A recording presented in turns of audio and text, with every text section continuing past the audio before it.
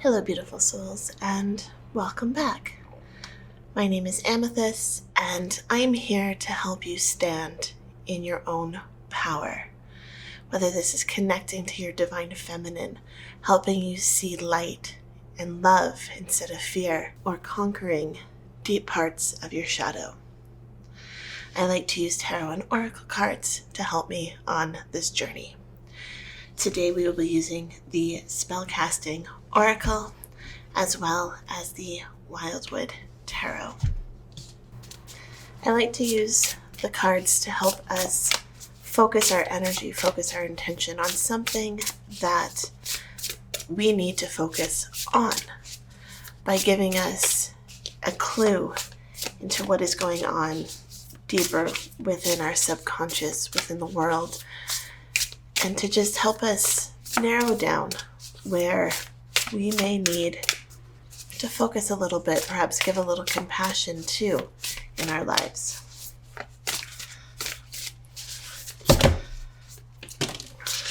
I want that card. So today we will be focusing on healing.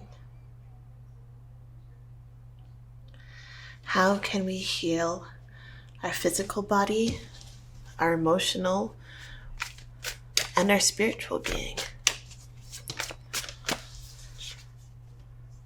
We have the King of Stones, the wolf. The King of Stones is a very intellectually driven king, and with this being in reverse, it's like it's time to lay off the intellect. You don't need to learn more. You don't need to understand the inner workings of the subconscious mind in order to free yourself from its hold. We have the Six of Bows, abundance, again in reverse.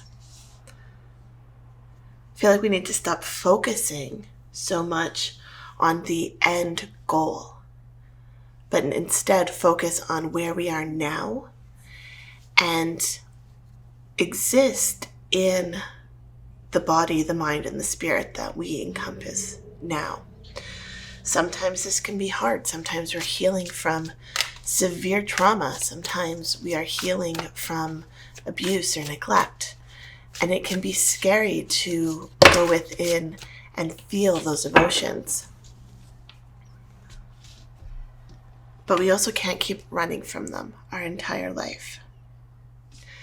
We have the Five of Bows, which is the card of empowerment. And empowerment does not come from outside of us. Empowerment comes from within. We have the card of balance in reverse.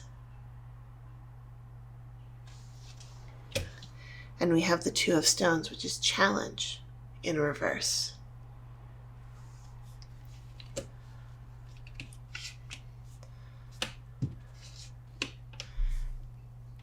On this healing journey, we must seek to find a balance that works for us now.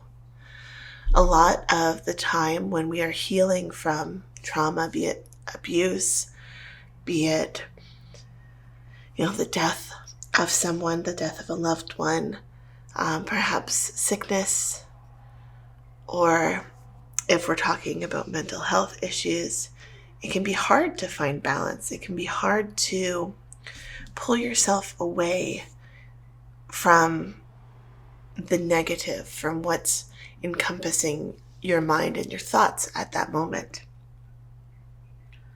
And it can also be very difficult to find the motivation to do things that will help you on this healing journey. So the first thing that I want to remind you of is that on this journey, it is okay to be compassionate towards yourself. If you need time, if you need to take a break, if you need to stop doing something because it's just too overwhelming, then that is okay. There's a lot of different ways to heal. There's a lot of different ways to feel your emotions and to become one with how you are feeling. And really, I feel, now I'm not a trained medical professional in any way. I'm just someone who's been through shit, right? But the more I ran from my issues, the more I ran away from myself. And there was no healing. I was just running away. It wasn't until I decided that I wasn't going to run anymore that this empowerment came into my life. So I feel like the first step on any healing journey is just to admit that some things are fucked up in this life. And perhaps it's you. I mean, that's definitely how I felt when I began my healing journey. And now this was 16, 17, 18 years ago. It's been a while. You know, and it also goes to show you that healing does not happen overnight. I'm still healing. I'm still doing shadow work. I'm still working on getting past the wounds that,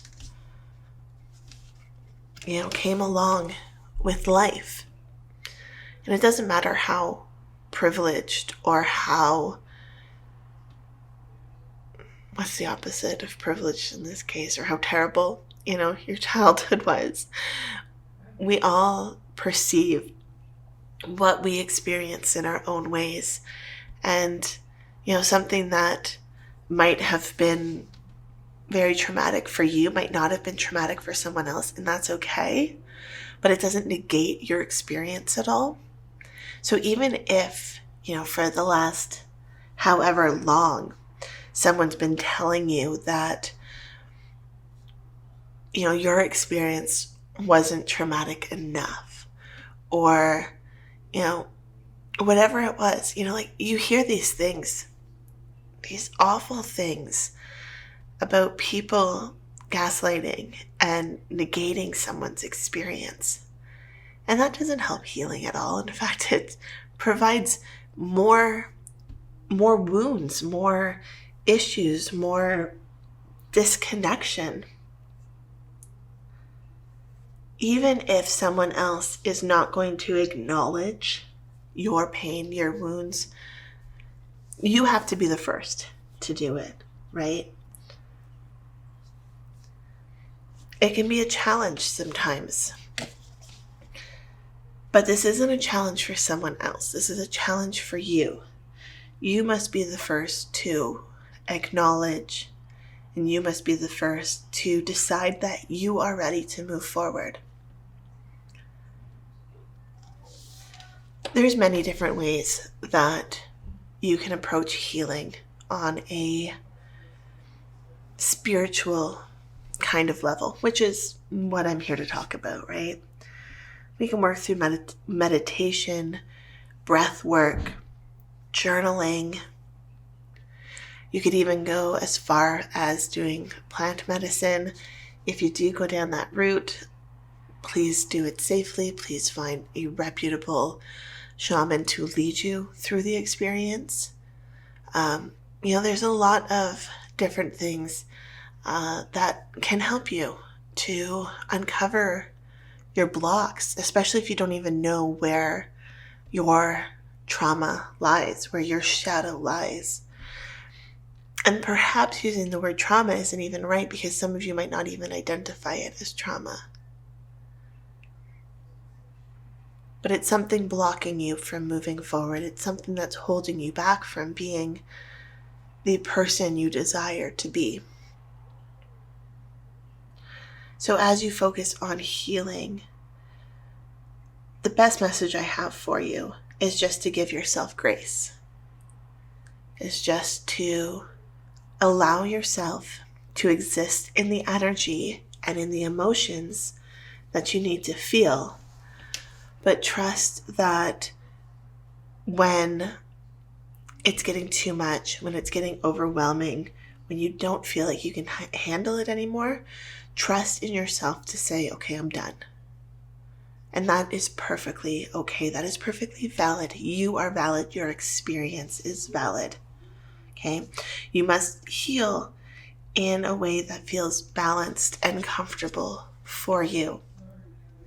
If you are uncomfortable with the situation, however you are trying to approach the healing journey, you're just putting up a different roadblock.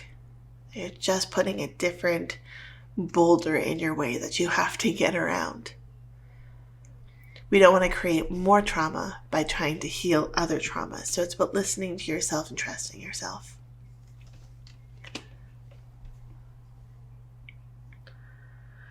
In the end, whenever that may happen to be, and not the end of your life, but in the end of this healing process for this one thing, there's going to be something else, right? We heal one thing and then we move on to something else. There's always things to be healed. There's always more to uncover within ourselves. And I'm not saying that to scare you out of the healing process. I'm not saying that to persuade you from starting. But, humans have layers, and we are full of, different stages that doesn't make sense. We are all at different stages of this healing process and uncovering our different layers. And who knows how many layers we may have to get through in order to feel connected with ourselves. Again, I've been doing this healing journey for over a decade, like consciously doing it for over a decade. And there's still more to learn. There is always more to learn. The more I read, the more I experience, the more I try, the more I realize that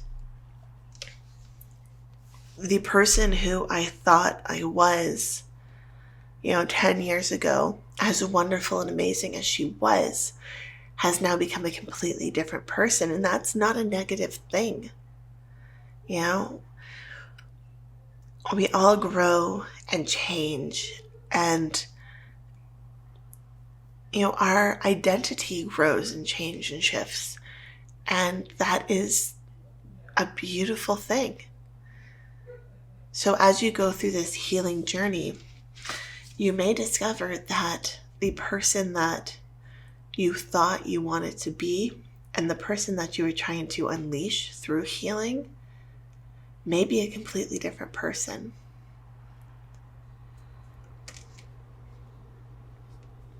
So that is our Tarot and Oracle reading for today. I hope you enjoyed it. If you did, please hit that subscribe button, and I will see you in the next video. Love, light, and happiness to all of you. Have a fantastic day. Bye.